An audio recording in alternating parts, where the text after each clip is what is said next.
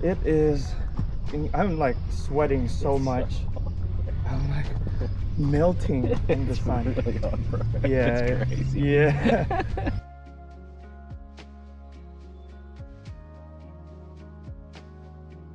Hey guys, welcome to Skate and Talk, where I skate, they talk, and we answer your questions about God, Christianity, and life. Today I am joined by Andrew Court. Hey. Welcome, Andrew. Do you want to start us off by introducing yourself, what you do at work, and what you like to do in your free time?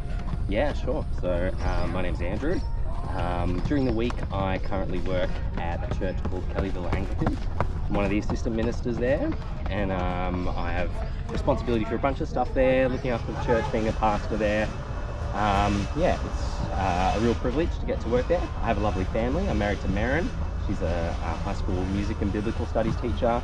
And I've got two lovely daughters who are 7 and 2 years old, who are a real joy.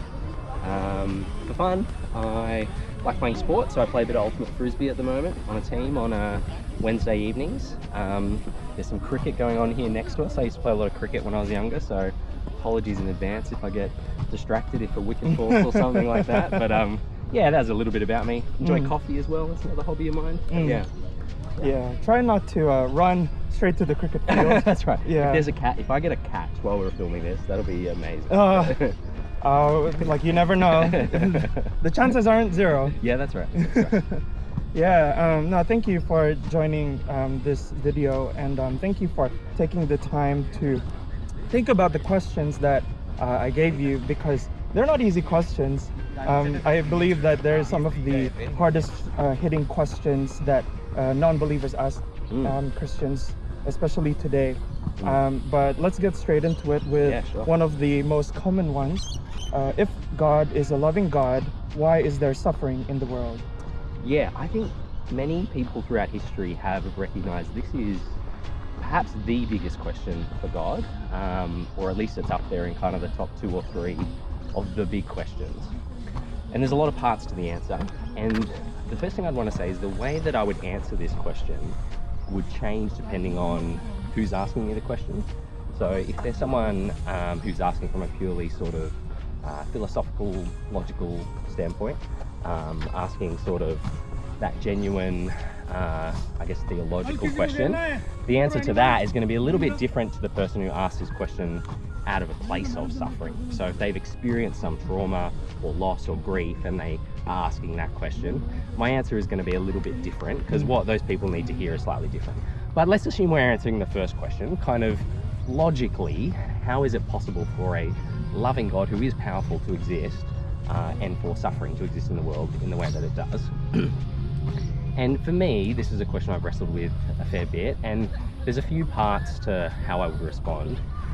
Something that a lot of good thinkers have identified is that taking God out of the equation really doesn't give you a better answer to the question.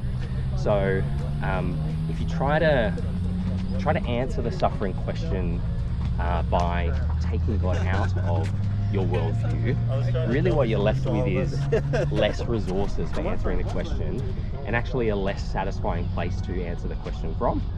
Partly because you lose the ability to have an objective moral stance on suffering in the world.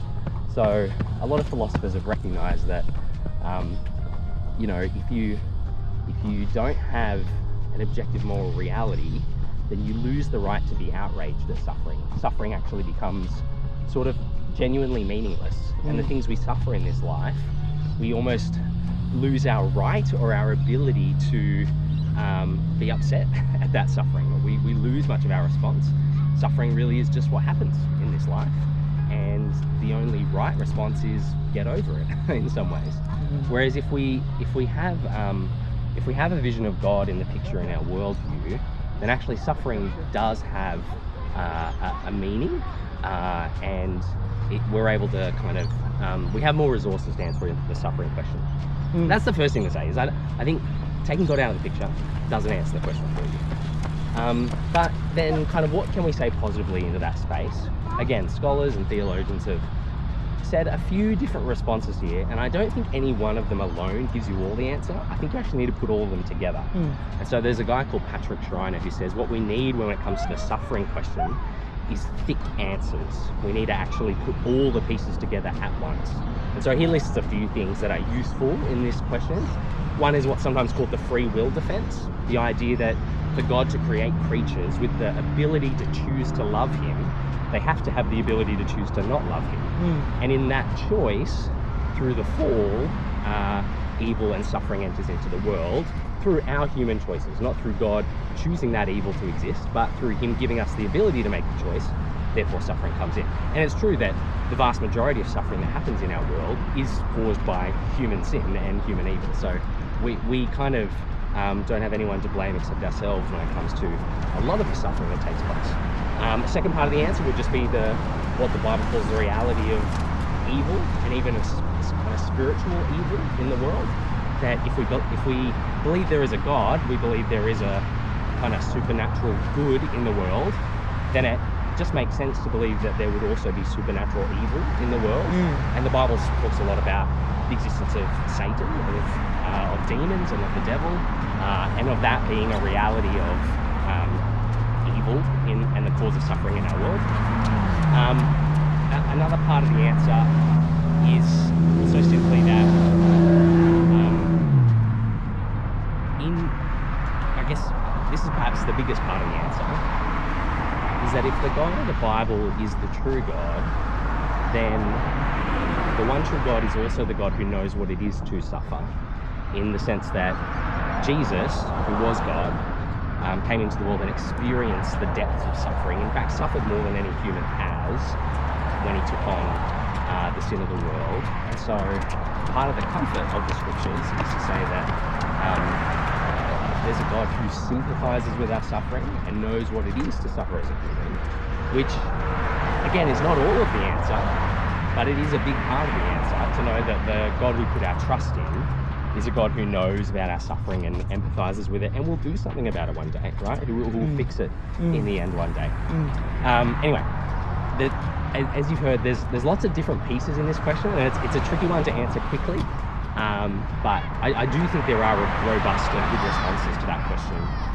That for me, as I've wrestled with it over time, has been satisfying enough for me.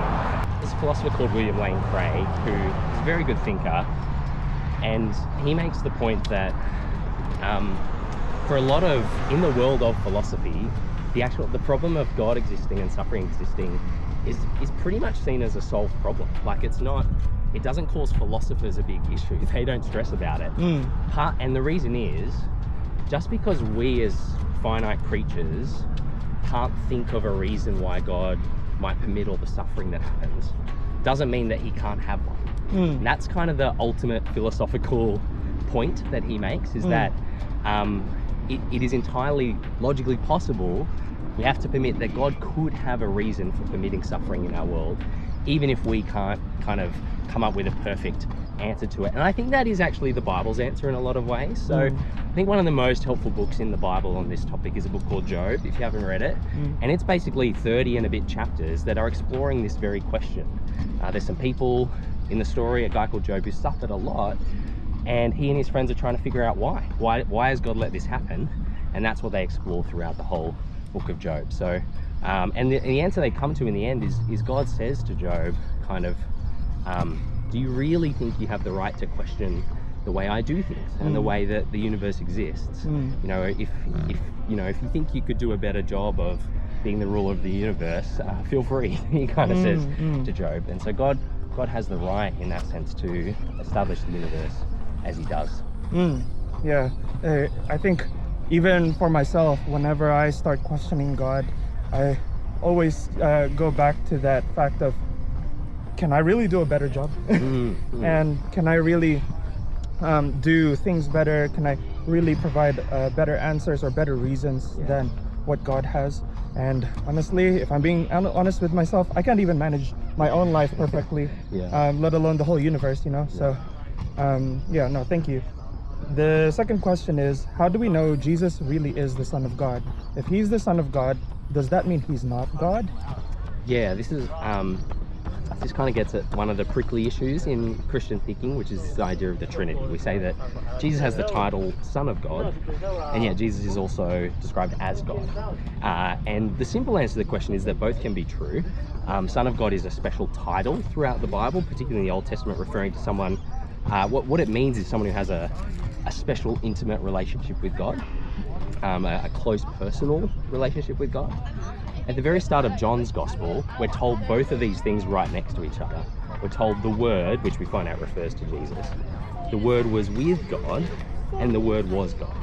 And John is not afraid to just say both of those things right next to each other, right? So there's a sense in which this person of the Word is with God, relates to God, and is God at the same time. And so right there, I mean, how is it possible?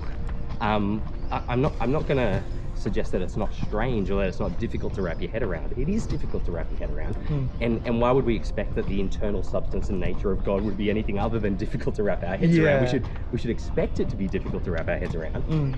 But the reason we think it's true is because, well, the Bible plainly states it. And it actually doesn't state it just there.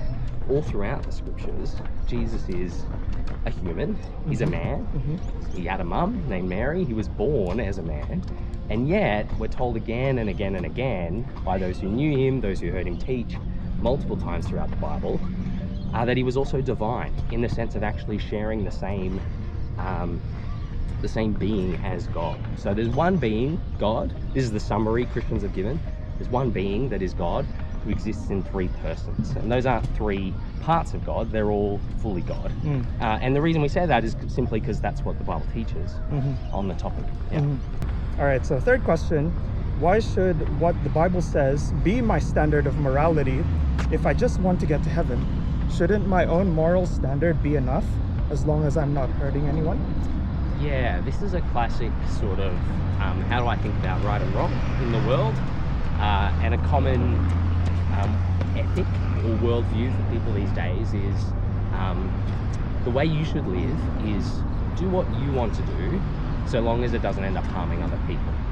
And you know what, that's actually not a terrible starting place for figuring out how to order a society. A lot of our good governing laws and rules will work towards that end of let's just make sure we're not doing harm to others, and then it upholds your freedom. Those are good values, and in fact they're biblical values. People ought to be free, and people ought to not harm one another. In fact, when Jesus explains kind of the heart of ethics of right and wrong, he says, you know, the golden rule, as we call it, is you should do unto others what you would have them do unto you, or don't do to other people what you would not want them to do to you. That captures the idea of love according to Jesus. And so this modern idea of do what you want so long as it doesn't harm other people is, I think, really just a restatement of Jesus's own love ethic. Where that problem falls down or is deficient is you're left with, again, no objective moral standard. If it's entirely subjective, if it's just kind of what sits inside of me and what I think is right and wrong, so long as I'm not harming other people, what are the limits on that? As soon as you start putting humans together in relationships, there'll be a person over here whose heart and mind says, true freedom for me is that I want to do this, or I would like to be able to act in this way. And as soon as you start saying things like that, it starts to affect the people around you. And perhaps it's not at the level of utter harm to another human, but it will start to negatively impact people sometimes. And so the way you exist together with others is at some point going to have someone come in and say, actually, your freedom gets limited here because of the way it affects other people. Tim Keller gives the analogy of trying to learn piano. So he talks about the idea of if you want to become an excellent musician, if you want to be free to play any song you want on the piano and have that beautiful musical freedom to perform as you wish, you actually have to limit your freedoms. You have to not do other things so that you've got time to practice. You have to invest a whole lot in becoming a good piano player, choosing not to be free to do other stuff that you might like to do for the sake of having a freedom over here. And so the point is that freedom to act as you wish is actually not so simple. And we all acknowledge deep down that limiting our freedoms is often the way to achieve a better, higher form of freedom. And the same is true of justice as well. Yeah. So in the end, it comes back to if the evidence in the world around us suggests that this life is not an accident, that things are designed, that there is a creator of this universe, and that he's revealed himself to us in his word, then that creator has the right to set moral standards for us and to tell us what right and wrong is. And in fact, the beautiful thing about the scriptures in the Bible is that they're presented to us as the good life, not as the harsh life, but as actually the way to have a good, meaningful life. And in fact, history has borne that out.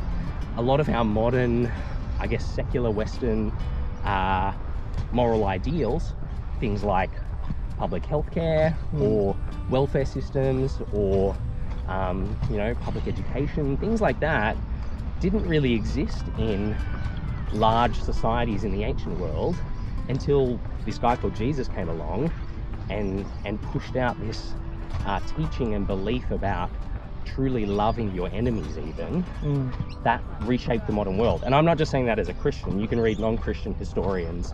There's a guy called Tom Holland who argues this quite forcefully, not Tom Holland Spider-Man, but Tom Holland the historian. He's a different guy. But he makes the very compelling point that, I mean, so much of our modern ethics really are Christian ethics. And so, the point I'm making there is really that the standards God does set for us in the Bible, which I do think are objective and binding on all of us, are actually good standards. They're actually the way to the good life. So, I think a lot of things that the Bible teaches us to do, a lot of people are willing to sort of assimilate into their life because, one, a lot of it is what the modern law is, and also it's just like you said, it's good standards. But I think the things that a lot of people struggle with are the things to do with God. So, for example, the first two commandments about only worshiping God and not having idols. I think that's something that a lot of people struggle with. They don't really want to commit to God specifically, or they don't really, I guess, trust God enough to be able to adhere to that law. What do you have to say for that specifically? I think I'd say, in short, if there is a God, let's assume for the question's sake that there is, then he has the right to tell us how to live our lives. And part of what he's commanded us to do as his creator is that we are to bring worship to him. Now, often people respond to that point and go, well, that's a bit kind of self-important, isn't it, for someone to create the world and then go, oh, the point of all this is that you all have to worship me. C.S. Lewis makes the excellent point that actually praising another thing is part of enjoying it and is part of loving that thing. So, I go on a trip and I see a beautiful seaside and I think, wow, this is incredible. I actually want other people to experience this beauty as well. And part of me enjoying the thing itself is telling other people about it. So, you see the Grand Canyon, what's the first thing you want to do? You want to take a photo of it because you want to show people, like, this thing is incredible, it's amazing. You discover a hobby, whether it's coffee or rollerblading or whatever it might be. You want to tell people about it because that's part of enjoying it. And so the point of that analogy is to say that actually the part where we praise and worship God, that's not him being some delusional, self-important figure that demands glory for himself because he's so self-important. It's actually part of our natural, loving, enjoyed, right, wanted desire to praise something that's been so good to us, right? If someone rescues your life, you go, how could I ever repay you? What can I? You're gonna sing that person's praises for the rest of your life. And so I think those first commands about worshiping God, actually, if we understand God as the loving God that he is, the merciful, compassionate God that we're told he is, actually those are commands that are joyful for us to do, alongside the other ethical commands about loving our neighbor, etc. And I think a big reason why people can't really praise God, with the motive of what you just mentioned, is because they don't actually know that God isn't a harsh and distant God. that just says, oh, do this, otherwise you're going to go to hell. But instead, he's actually a God that is loving and personal. And yes, even though he gives us the standard of no less than perfect when it comes to following his commands, he also gives us a way to have that righteousness and to have that perfection be set onto our account, which is through Jesus. He lived a life that was perfect, even though he was fully man. He went through the same hardships and the same temptations that man would go through, and yet he lived a perfect life. And he did all of that so that it could be given to us instead. And he takes our imperfections and nails it to that cross. He takes our punishment and shows us the ultimate love by giving himself, God giving himself to us. And I think that's such a beautiful thing that, because it's such a good thing, it's just right and natural to want to praise and praise it and praise God and share God because of his goodness, because of the revelation that, yes, he gave himself for us. And I think one of the things that a lot of people need to first get over is that God is not this distant and harsh God that only demands perfection but does not show any kind of love or show any kind of goodness to us. And I think a big part of that might be some kind of church hurt, where the emphasis of what those churches were teaching was that, yes, you need to do this, do that, do this, do that, or you're going to be punished, or you're going to go to hell, and that's it. Like, there's no there wasn't any mention of God's love and God's grace in it. And I think that might have alienated a lot of people from God, because it's just not the full picture of God, sorry if I'm making you jog a little bit. It's good for me. But I think it's really important to see God in the full picture, which is why I guess it's very important to read the Bible and see the full picture of who God is. Thank you, Andrew, for coming to answer these questions with me today. It's honestly such an honor and a privilege to be able to talk with you about these things, because I'm sure you yourself have struggled and wrestled with these questions over your journey with the Lord. And it's such a blessing to have you answer these questions and maybe give people who are still struggling these questions a bit of a shortcut, have a bit more clarity to the questions that we've answered today. But like Andrew was saying, the questions that we answered today are a lot. They need a lot of thick answers. They're not something that we can just address in maybe 20 minutes.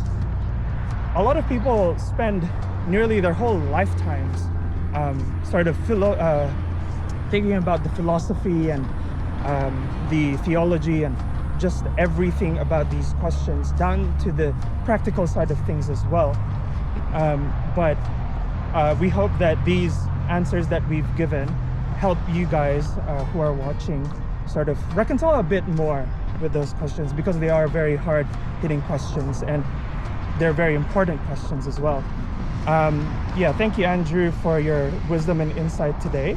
Is there anything you want to say to the audience before we end it up? Oh no, just like you said, I've wrestled with these questions a lot, particularly when I was younger.